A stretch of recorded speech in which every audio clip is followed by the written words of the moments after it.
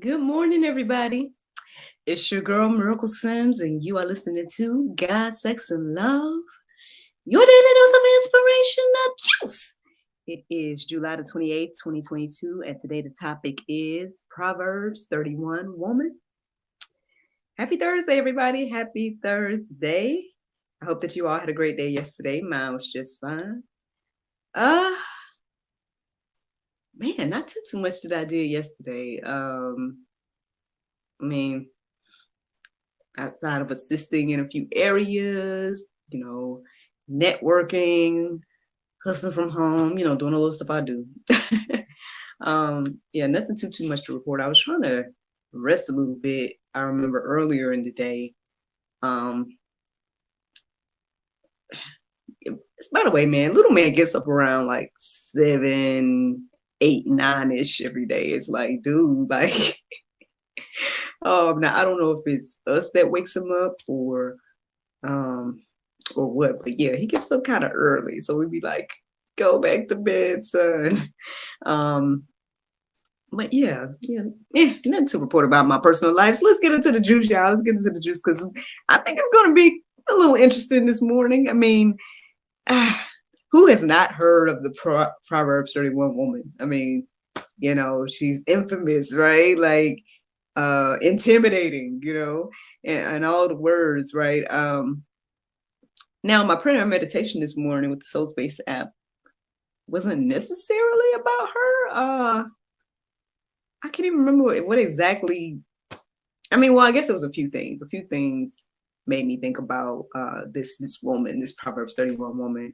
I know I saw yesterday. I saw this quote in the Let's Be Clear group, and it was asking women, why do most women want a man, but they don't want the man to lead? And I was interested to see what the responses would be. I did check this morning before I went live, and I didn't see many responses, at least from women. One of the responses from a woman was talking about trust. And I think it was a man that brought up, like, basically either they've been hurt by boys in the past, and and that's kind of like clouding their judgment in regards to the men that they meet in their adult life or whatever the case is. I don't know. This is an ongoing thing, though. Like this, not just singleness, but like this narrative that, there are no good men and all these different things. And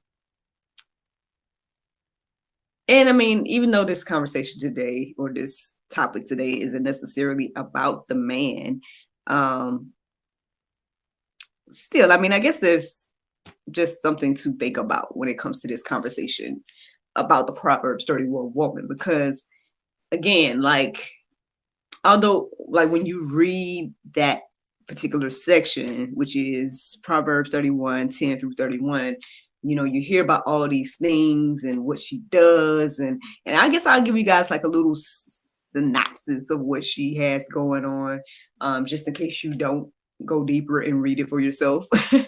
I did consider reading the entire thing, but, just reading the entire thing for y'all this morning. But I didn't necessarily feel led to do that. I did write down some notes. So let's talk about that real quick. Let's talk about the Proverbs 31 woman. So from what I gather, and I didn't write down everything that she represented and did and all that, but the majority of things that stood out to me was the following. One of the first things it said about her is that she's virtuous. If you don't know that word, go ahead and define it while definitions are still good. But check that out. That was one of the first things that was said about her. The second thing that was said about her is that she is trustworthy, because it said that her husband trusts her. So I would just put the word trustworthy because, that makes sense to me. It said that she does good. It said that she worked with her hands. It said that she brought food, and then not only for her household, but for her maidens. It also mentioned her owning property, considering and owning a property, or purchasing it. It mentioned several entrepreneurial endeavors that she was involved in. And the reason I say several, because it talks about her bringing food to the merchants or something like that. And then it also talks about her merchandise. And I think it mentioned something about clothing as well, in regards to entrepreneurial endeavors. So anyway, it also mentions her speaking wisdom, and it mentions her being a mother because her children, speaks highly of her. And yeah, I mean, I'm sure it goes on and on and on, and and that can be intimidating, I guess, to some. Now I ain't gonna lie, as a woman, and a wife and all that, I was doing a comparison game, like, well, and I would say that, now I'm not trying to shoot my own horn or anything like that, but I mean, I feel like, there's some similarities between, myself and the Proverbs 31 woman. Now, am I everything and doing everything and all of that? No. And am I perfect? No, by no means. But, I saw some similarities here and there, with some of her tasks and some of my tasks and things like that. And so there's a few things that came into my heart and mind when it came to this conversation about the Proverbs 31 woman. Yes, I thought about, being single and desiring, marriage and all that stuff, my journey, the cultivation period. I thought about all of that, because again, y'all know that with me, I guess I kind of spent a lot of time preparing and like mentally preparing and whatnot, and getting advice and being patient and all those different things that I was learning in my single days. And yeah, I do believe a lot of those choices and things that I did in my single days is what has led me to be in the position that I am now. And again, yeah, I know there's sometimes that I still kind of wonder, like, I do feel like I could do better, right? And be better and be a better wife to my husband and things like that, a better mother to my son and all those different things, So yeah, I mean, I guess for me, I make this personal, right? I think about me and what I could do to, even if I can't be the Proverbs 31 woman, like, can I get close to that? Can I be something like that and everything like that? Now I know people struggle with this conversation about women and the Bible. For whatever reason, the narrative is that women didn't have or don't have any power according to biblical standards and everything like that. Again, I feel like this section alone debunks that, because again, we just talked about all the different things that the Proverbs 31 woman did, and whatnot, and it didn't necessarily have anything to do with her being overpowered by her husband. Any mention of her husband in that section was talking about how he praised her and how he how he was a person of honor, maybe not because of her, but due to some of the things that she had going on, and so, I mean, if you look at this, does this woman not seem empowered? Multiple business endeavors, buying property. I mean, she seems empowered to me, but I mean, who knows? People want to put out what they want to put out and say what they want to say regarding the Bible. And then let's just be clear here, right? The Bible has plenty to say to men as well, right? But I know right now I'm only talking about the Proverbs 31 woman because that's what came to my heart and mind this morning. But go deeper, man. Go deeper for yourself and check this stuff out, because the word has plenty to say to men and husbands and things like that. So so it's not just that the woman is out here doing X, Y, and Z, and then the man's not doing anything, But anyway, so let's go deeper into this chat about the woman, right? So as I kind of looked up verses centered around the Proverbs 31 woman, I did come across verses that were, not in that section that I felt like went well with this conversation, right? And so let's start with one of the first mentions of a woman, right? And that's in Genesis 2:18. It says, Then the Lord said, it is not good that the man should be alone. I will make him a helper fit for him. So, why were we created women? Well, it seems to me, just by reading this, is that we were created to be a companion to the man, so he would not be alone, right? And then also to be a helper. Okay. Yeah, be a companion and be a helper. Now, did Eve do everything right? Was she the perfect helper to Adam? Maybe not. Again, she did some things her own way, and and he,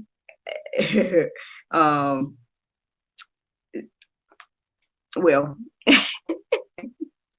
there's a lot to be said there. I mean, Adam, maybe you should put your foot down, to the woman and reminded her of what the Lord had told you, Adam, but you didn't do that. And then there is the interesting thing as well is there are verses that go on to, I don't know if you would say explain, but it starts talking about, how basically the woman is going to desire the position of the man. Now, maybe I don't know if I'm misquoting. I won't say that I'm misquoting, but maybe I'm paraphrasing loosely, so you guys can go and look up those type of things for yourself. You could even Google, like, is there verses that say anything that what I just said? And I'm sure the verse that I'm talking about will come up or whatnot. But yeah, and that just makes me think about the women of today, right? It makes me think about like everything that we see right now. There's this big push to bring the men down, lift the women up type of vibe. And if you guys don't see that, then I mean, hey, again, by all means, you can pray about what I'm saying and everything like that. But from what I've observed, I've definitely seen a push to,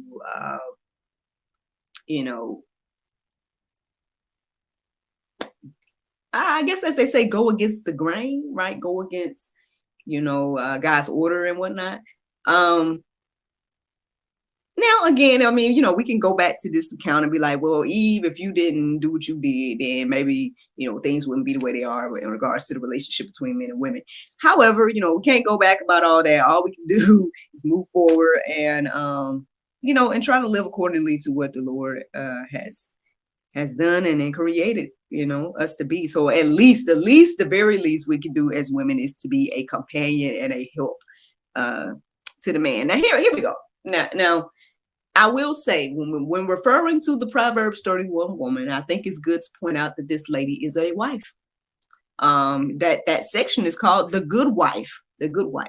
And I understand that every woman is not a wife. So, I mean, maybe there's some grace there, if you're just a woman. I know that sounds bad, but if you're just a woman, you're not a wife, maybe some of those positions and some of those, things, you don't have to worry about it at this current moment, if you do things God's way. That's a whole other subject. However, if you want to be a good wife, right, then perhaps, these are some of the attributes that we should take on. But anyway, let's keep talking about the word, what the word say.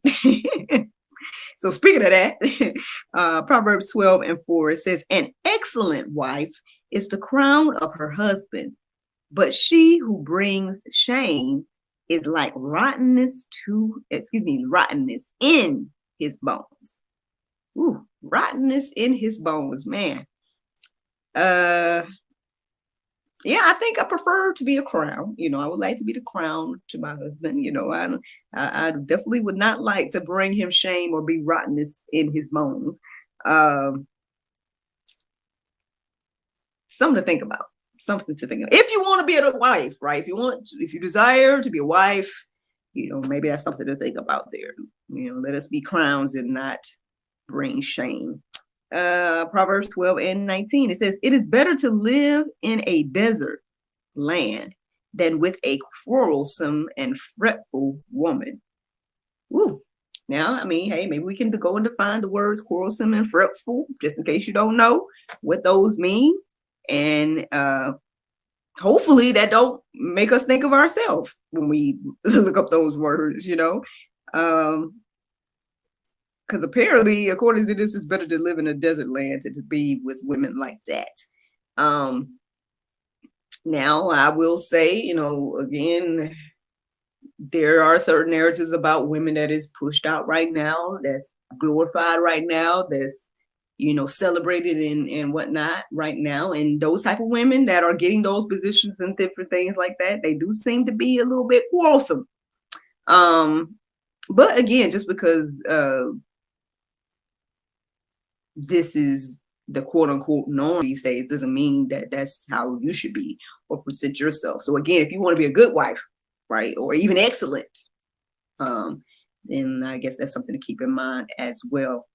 I have one more verse. It is Proverbs 31:30. It says, charm is deceitful and beauty is vain, but a woman who fears the Lord is to be praised.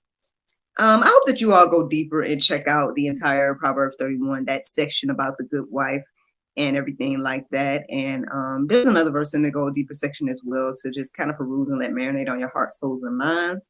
I pray for us women out here. I pray for us, wives, and and anybody that desires that as well. I pray for you all as well. You guys know I already have, or you should know already, that I have a heart for single people. I struggled in that area. And so, I mean, if you're not married, right, and that's something that you desire, then, I would consider to, if I'm not lining up with who this woman represented and whatnot, then I would start trying to be more like this Proverbs 31 woman, and then perhaps you'll find a man that, and and then I believe that your husband will find you. And you can be held in honor as the crown, and not the not rottenness to the bones or anything like that. But anywho, the Bible verse of today is Philippians 2:3. It says, let nothing be done through strife or vainglory, but in lowliness of mind, let each esteem each other better than themselves. Friends, I hope you all enjoyed this juice this morning. Thank you so much for listening to God, Sex, and Love, your daily dose of inspiration and juice. I pray you guys can go forth and have a wonderful day, and I look forward to talking to you all tomorrow, if the Lord's will. Just a reminder, tomorrow is Friday, so that means that we have a new episode of God, Sex, and Love, the talk show, that will be going live at 7 p.m. It is a chat with Miss Bree. I don't want to mess up her last name, so I will call her Miss Bree T. She has an amazing testimony that will be shared tomorrow, so I hope that you guys check out that episode. And yeah, I look forward to talking to you all tomorrow morning, if the Lord's will. Bye-bye. And there you go, Facebook, YouTube, Rumble, anybody listening to the sound of my voice. I hope that you all are encouraged and inspired. Women, don't be intimidated by the Proverbs 31 woman. Maybe, again, you might be closer to her than you think, and so, yeah, just, read about her, reflect, do the comparison game. And this is the one time I'm going to tell you to do the comparison game. Do the comparison game in the aspect of like looking at what she did and saying like, where am I on that? Do I do things like this? Would my husband be able to say this about me? Would my children say this about me? And I think there's, it's interesting because, again, I told you all, a lot of times when I'm talking on these, when I go and visit other people's shows and whatnot, they talk to me about balance, and they talk to me about, they're like, all the things you're doing. And I'm just like, I mean, well, yeah, I mean, I can see that I'm doing a variety of things, but, I think I do everything in its own time. And I mean, I still have to, again, take time for self-care. I still have to take time to make sure that I'm, instilling things that we want to instill in our son. And it does definitely help for me to be hustling from home and doing a lot of this stuff from home. So that helps, because back in the day, again, if I was still running around the way I used to, then, obviously there would be some, things look a little differently in our household, especially with our son and stuff. But I'm sure, once he starts going to school, maybe, we can see about, work outside of the home. It's not that, but I don't know. I'm really grateful and thankful for this. I'm grateful and thankful to be in this place that I'm, the place that I'm in. And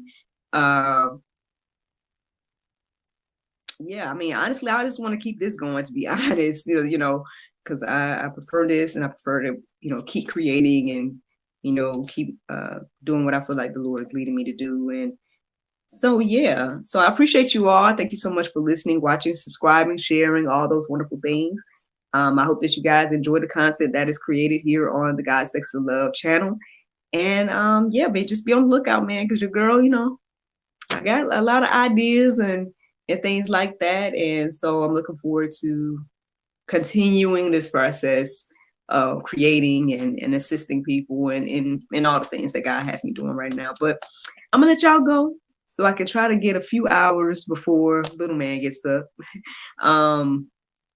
Because yeah, I do have a couple of tasks for today. But yeah, I hope that you guys have a wonderful Thursday. Bye-bye.